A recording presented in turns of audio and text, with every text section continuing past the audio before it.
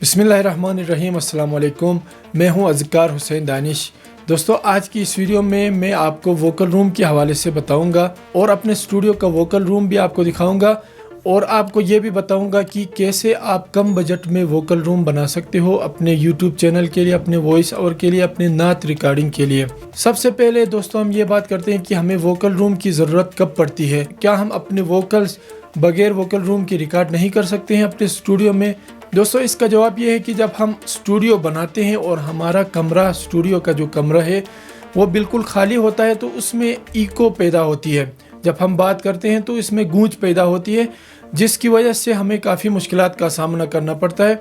और दूसरा मसला, हमारे स्टूडियो में बाहर की आवाज़ें आती है, जैसे गाड़ियों की आवाज़ें या फैक्ट्रियों की, जिनकी वजह से हमारी वीडियोस में शोर पैदा होता है। एक तो ये मसला है।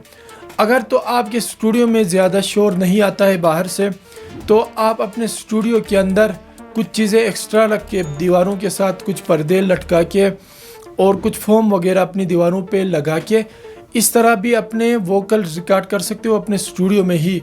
लेकिन अगर आप अपने कलाम रिकॉर्ड करना चाहते हो, नात रिकॉर्ड करना चाहते हो या यूट्यूब चैनल के लिए वॉइस ओवर करना चाहते हो और आपके स्टूडियो में बहुत ज़्यादा शोर आता है, तब आपको वोकल रूम की ज़रूरत होगी। खुसूसन जब आप नात रिकॉर्ड करते हो या नोहा रिकॉर्ड करते हो तो आपको वोकल रूम की ज़रूरत पड़ेगी। दोस्तों, अब बात करते हैं कि हमें कितने साइज में वोकल रूम बनाना चाहिए। ये आपके काम पे डिपेंड करता है कि आप काम क्या करते हो। अगर तो आप सिंगल एक आदमी की वोकल रिकॉर्ड करते हो, खुद अपनी वोकल रिकॉर्ड करते हो या नात रिकॉर्ड करते हो, तब तो आपको 3x5 का एक छोटा सा वोकल रूम, एक छोटा सा वोकल बूथ जिसे आप शीट की मदद से बना सकते हो, वो आपके लिए काफ़ी होगा।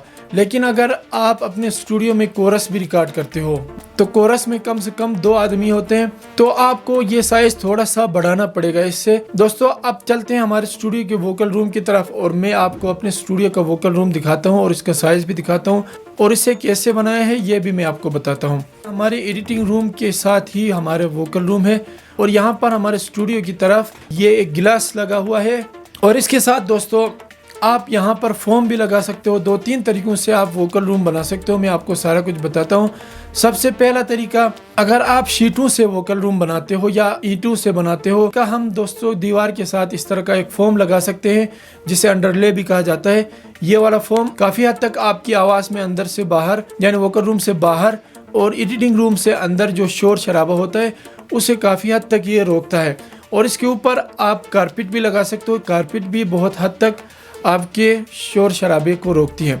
और अगर दोस्तों आपका बजट कम है तो फिर आप इस तरह के अंडे के क्रेट, जिसके अंदर अंडे रखे जाते हैं, इस तरह की क्रेट आप अपने वोकल रूम में लगा सकते हो। इससे क्या होता है दोस्तों, इसके 2 फ़ायदे होते हैं। सबसे पहला फ़ायदा तो ये बाहर की आवाज़ को अंदर आने से रोकती है और दूसरा फ़ायदा, क्योंकि हमारा वोकल रूम जब छोटा होता है, जब हम वोकल रिकॉर्ड करते हैं तो हमारे जो वोकल रूम है उसमें गूंज पैदा होती है और ये अंडे के जो क्रेट होते हैं ये इस तरह की जो गूंज पैदा होती है उसे भी रोकते हैं।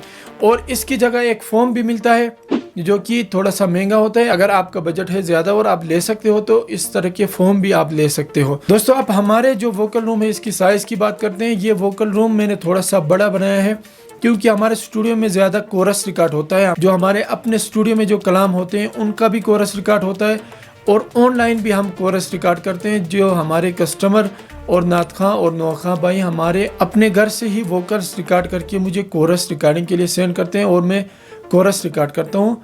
हमारे स्टूडियो का जो वोकल रूम है उसकी साइज़ 6x9 है और इसमें 10 बंदे आसानी के साथ आ सकते हैं और कोरस हम रिकॉर्ड कर सकते हैं। दोस्तों, अगर वीडियो पसंद आई है तो लाइक ज़रूर करना और चैनल को भी सब्सक्राइब ज़रूर करना। इंशाल्लाह फिर मिलेंगे।